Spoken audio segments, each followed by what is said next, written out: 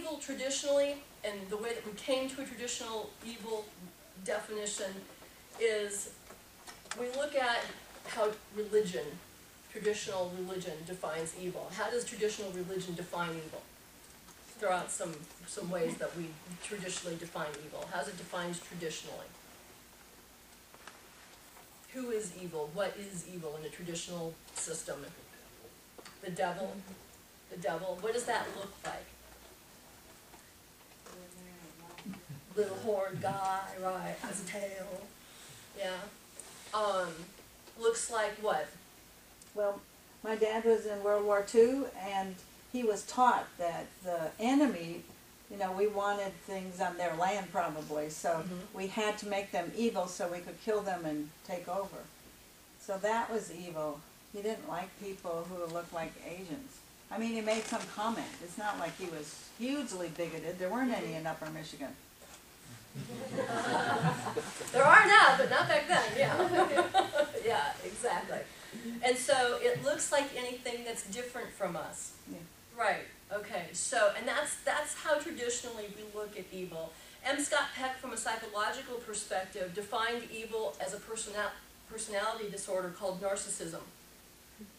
And there are two personality disorders, actually, that are defined as evil because they are two personality disorders that quite actually oftentimes do not have a good diagnosis, meaning that there's no way to actually ever truly heal that personality disorder. And I discuss those in Transformation of Evil, about what are some of those personality characteristics using the work of Wendy Behary and Patricia Evans and Tim Fields from out of England, that to help people identify whether or not they're actually encountering, from a psychological perspective, narcissism, borderline personality disorder, verbal abuse, and bullying behaviors. And the reason that it became important to help people figure that out is because oftentimes when we're trying to figure out whether or not we're in a chaotic situation, in a relationship that's not resonating with us, is we need to take a look at the human behaviors that are occurring around us. And sometimes because we're not aware, we don't know what they are. And it's amazing that we actually have to teach people that what verbal abuse actually looks like and what it feels like. That we actually have to help people to say, yes, when I'm around Susie, every single time I'm around this person, why is it when I walk away from the interaction, I feel like I just lost my mind? Or have you ever had that situation at work? And I know I have, because right now I'm replaying one of them in my head, where you're in a team of people, you're working with somebody, you're delivering something on a project to this particular person, and that person, let's call him the team leader or the boss, says, well, that's not what I said. Yeah. I didn't ask for that. I have an email that says that you wanted this, and this. That's not what I said.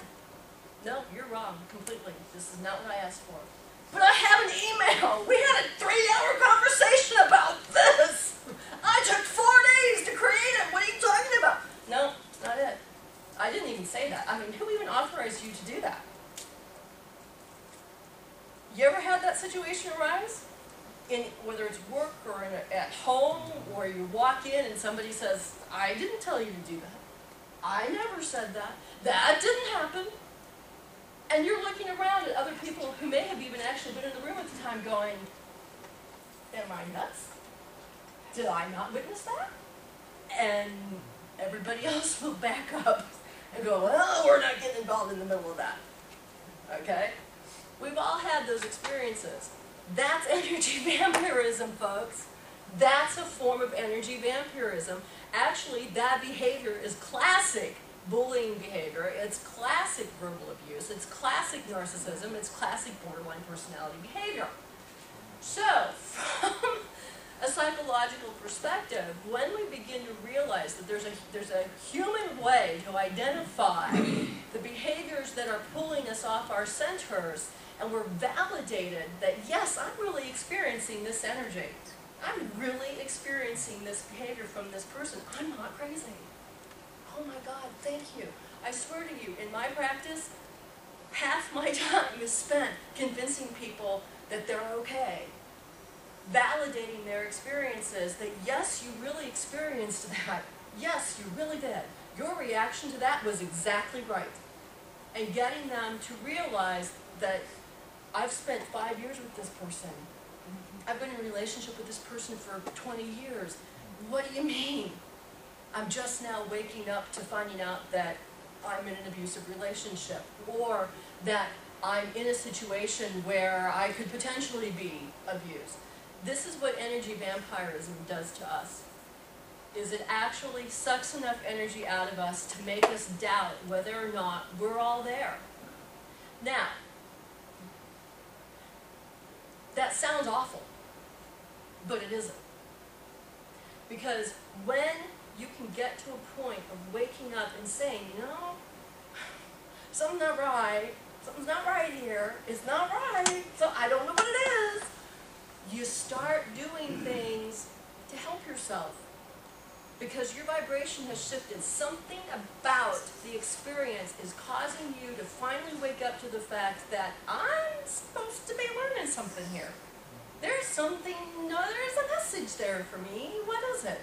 And when you finally get that, is when you finally get to the point of being able to maybe not necessarily completely take back your power, because you may not quite be there yet, but you start that process. And when you begin that, when you can wake up to that, now your true healing begins. Now your spiritual journey actually takes a new step. That's when you start away from the detour and get back on the path.